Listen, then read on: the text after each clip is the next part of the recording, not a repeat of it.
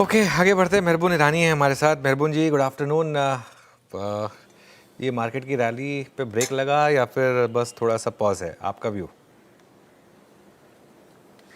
अनुज जी, देखिए ऐसा है कि संक्षेप में देखें तो लास्ट एक साल में मार्केट ने कुछ नहीं किया है।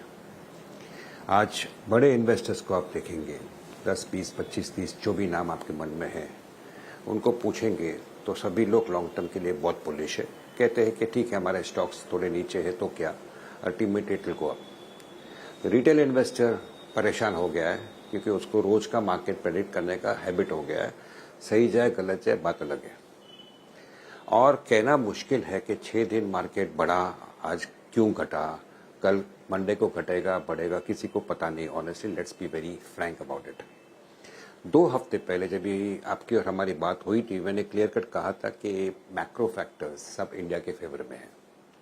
आप इन्फ्लेशन देखिए, इंटरेस्ट रेट कट देखिए, लिक्विडिटी देखिए, मॉनसून देखिए, एग्रीकल्चरल क्रॉप प्रोड्यूस देखिए, डेफिसिट्स फिस्कल देखिए, करंट अकाउंट डेफिसिट देखिए, सब कंट्रोल में है। ऑयल प्राइस घटा हुआ है, सब पॉजिटिव। स्टॉक मार्केट के फैक्टर्स देखेंगे, आपको पॉजिटिव दिखेगा। मार्केट ओवरसोल्ड है, यस ओवरसोल्ड है। म्यूचुअल फंड में इनफ्लो आते जा रहे हैं, हाँ इनफ्लो आते जा रहे हैं। समवेयर आई फील री रेटिंग जो है इंडियन इक्विटीज की होगी ही होगी। इन द मीन टाइम हमको S&P ने अपग्रेड भी किया है, और मार्केट में ओवरऑल जैसे मैंने कहा पिछले एक साल में कुछ नहीं हुआ, तो मार्केट रेंज बाउंड है, करेक्शन हो रहा है, टाइम वाइज करेक्शन हो रहा है। All this again are positives. Problem क्या है? प्रॉब्लम है कि corporate earnings have just not picked up. हम लोग कह रहे थे कि मार्च क्वार्टर में इंप्रूव होगा, नहीं हुआ। जून क्वार्टर में हुआ, ज्यादा कुछ नहीं हुआ। अभी जो इंटरेस्ट इनकम टैक्स में जो कट्स दिए थे गवर्नमेंट ने बजट में कि कंजम्पशन पिकअप होगी, ज्यादा कुछ उसका साइन दिखता नहीं है। लेकिन 15 अगस्त पे प्राइम मिनिस्टर नरेंद्र मोदी जी ने जो GST कट अनाउंस किए, रैशनलाइजेशन जैसे कहते हैं, 2 ही मेजरमेंट में होंगे ना, उसके कारण मार्केट इज एन्थ्यूज्ड। और मुझे भी लगता है, शायद आपको भी लगता है कि कंजम्पशन अल्टीमेटली पिकअप होगा, which will be good for corporate earnings. So market ने एक अच्छा सा बाउंस दिया in the last 4, 5, 6 days. Of course इसके बीच में जो टैरिफ्स है वो बड़ी ओवरहैंग है, और जैसे हम लोग 27 तारीख के आसपास जाएंगे जहां पे टैरिफ्स 25% से 50% होगा यूएस का, नर्वसनेस थोड़ा बढ़ना इज डेफिनेटली वैलिड। बट हमको पता चलना चाहिए कि India has always been a domestic consumption story. Manufacturing का गेन होने वाला है GDP में, और इम्प्रूविंग इंफ्रा और most sought after consumer market world में है वो है इंडिया। लेकिन जो भी बोले हम लोग कि कंजम्पशन ओरिएंटेड मार्केट है, ये tariffs could be a overhang for Indian equities for some more time to come, but definitely थोड़े से सेक्टर्स को अफेक्ट करेगा ही करेगा। नाउ पॉजिटिव्स क्या हो सकता है? पॉजिटिव हो सकता है कि government is in a hurry to sign trade deals with other countries. हमारे चाइना के साथ ट्रेड रिलेशनशिप इंप्रूव होने के पूरे चांस है। और जो स्ट्रक्चरल शिफ्ट हो रहा है because of cuts in interest rate, structural shift हो रहा है household savings towards equities, is another very big positive. तो besides maybe at the moment, considering market ने कुछ नहीं किया है लास्ट एक साल में, ये जो टैरिफ का इशू है उसके सिवाय मुझे कोई बड़ा नेगेटिव मार्केट में दिखता नहीं है। तो ये कहना ठीक होगा, जैसे मैं हमेशा कहते आ रहा हूं कि अगले 2 क्वार्टर के लिए मुझे नहीं लगता मार्केट +10% या -10% में ही घूमने वाला है। I don't see a sharp fall irrespective of tariffs. और जो रेट से मार्केट ओवरसोल्ड है, कहीं पर एक शॉर्ट कवरिंग आती है, तो अगले 1, 2, 3 महीने में अगर हम नया हाई भी बनाए, I honestly will not be surprised. So this is the state of the market. फिर से कहूंगा ये बात कि मार्केट में पैसे कमाना डिफिकल्ट है। मार्केट्स में इंडिविजुअल पॉकेट्स ऑफ अपॉर्चुनिटीज आएगी, इंडिविजुअल स्टॉक्स आएंगे, वो ब्रॉडर मार्केट में आएंगे, and people will have to learn to buy into them without bothering too much about daily headlines.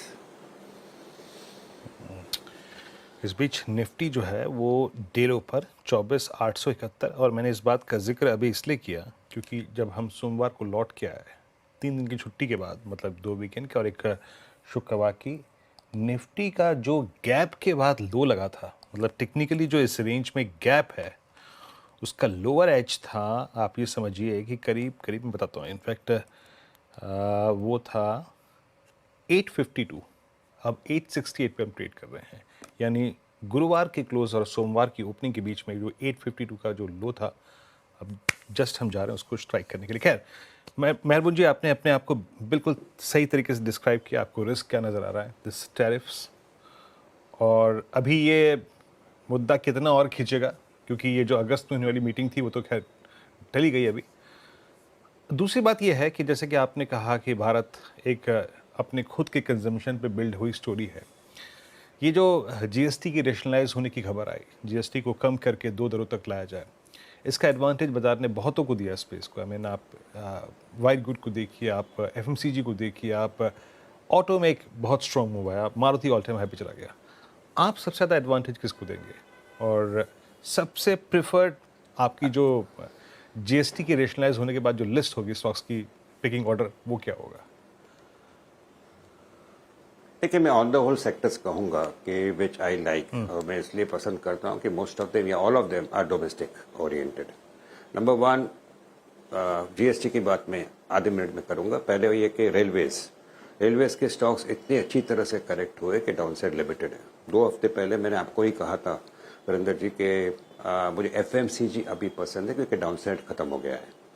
होगा तो खाली अपसाइड होगा, इन्फ्लेशन नीचे, काफी सारे फूड कमोडिटीज के प्राइस नीचे, मार्जिन्स इंप्रूव होने की पूरी पॉसिबिलिटी है। थर्ड है डिफेंस। मुझे नहीं लगता कि they are bottomed out, but थोड़ा और correction they will provide a decent opportunity.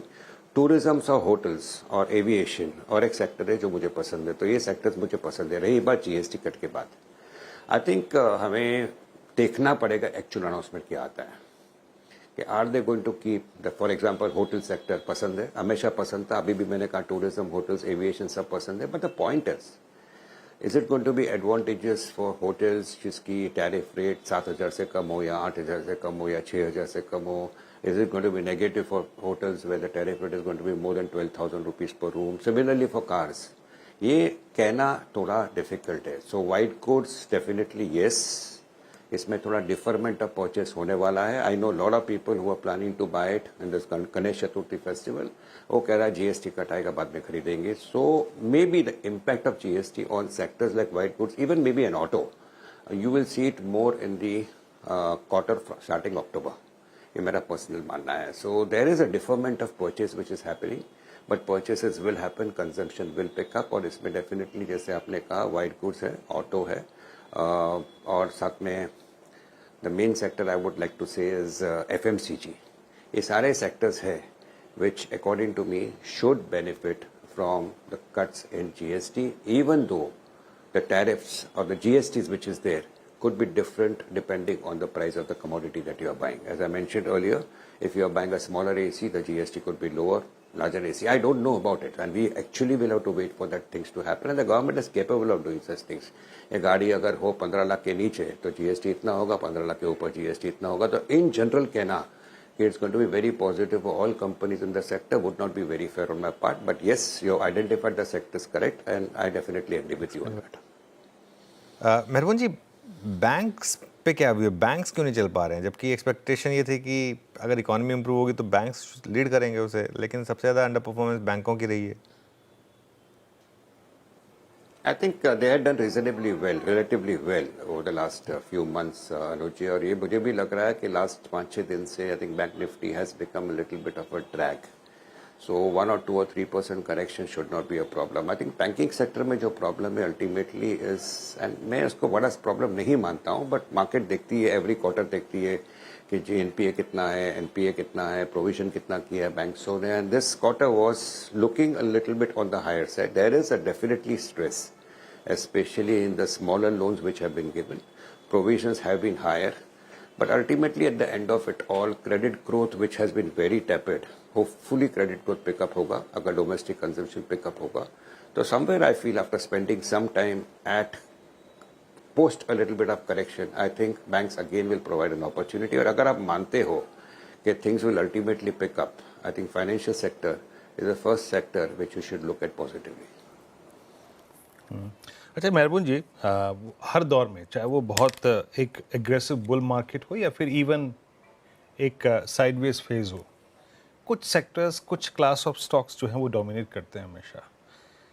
इस बार वो डोमिनेट करने की टेंडेंसी नज़र आ रही है न्यू एज स्टॉक्स में। Look at eternal at all time high, Nykaa में एक फिर से मूव आया है, मतलब लिस्टिंग के काफ़ी समय बाद।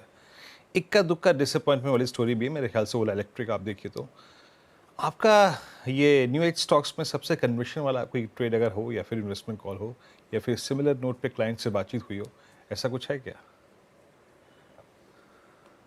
नहीं, ऑनेस्टली नहीं। आई थिंक पार्टिसिपेट करना पड़ता है बिकॉज मार्केट अगर उन लोग को रिवॉर्ड करता है, you can't go on saying कि I don't want to understand this company, how can the market cap of Eternal be more than the market cap of some other much bigger names. Hindustan aeronautics से ज़्यादा market cap अगर Eternal का होता है। I think I don't try to justify all this things. मैं कहूँगा कि somewhere ये जो न्यू एज स्टॉक्स जो इससे बढ़ते हैं, वो इससे मुझे लगता है कहीं पर उम्र बढ़ रही है मेरी, because I am not able to keep pace with all of them. But yes, participate करना पड़ेगा and you will have to learn to identify the winners. और मेरे पास आज की तारीख में फ्रैंकली कोई स्टॉक ऐसा नहीं है जिसको मैं कन्विक्शन के साथ कहूंगा ये न्यू एज स्टॉक्स के एट प्रेजेंट वैल्यूएशंस कन्विक्शन के साथ कहूंगा कि they are points to go up. I know some funds are bought into some decent companies here and there on the whole business wise, but financially मैं justify नहीं कर पा रहा हूँ most of them। तो मैं नहीं कहूँगा कि मैं नेगेटिव हूँ न्यू एज स्टॉक्स पे, मैं कहूँगा कि मैं थोड़ा से अच्छे लोग जो न्यू एज टेक्नोलॉजी के स्टॉक्स को पसंद करते हैं उनसे मैं थोड़ा पीछे हूँ, क्योंकि I am not able to catch up as to why they are able to justify buying into the stocks at the present values. मुझे मोस्ट ऑफ देम एक्सपेंसिव लगते हैं। ओके, चलिए मेहरबान जी, बहुत बहुत शुक्रिया। और इस कार्यक्रम में आप शामिल हुए, सभी सेक्टर्स पर अपनी राय रखी आपने, बहुत बहुत शुक्रिया। And have a nice weekend sir. और कुल मिला के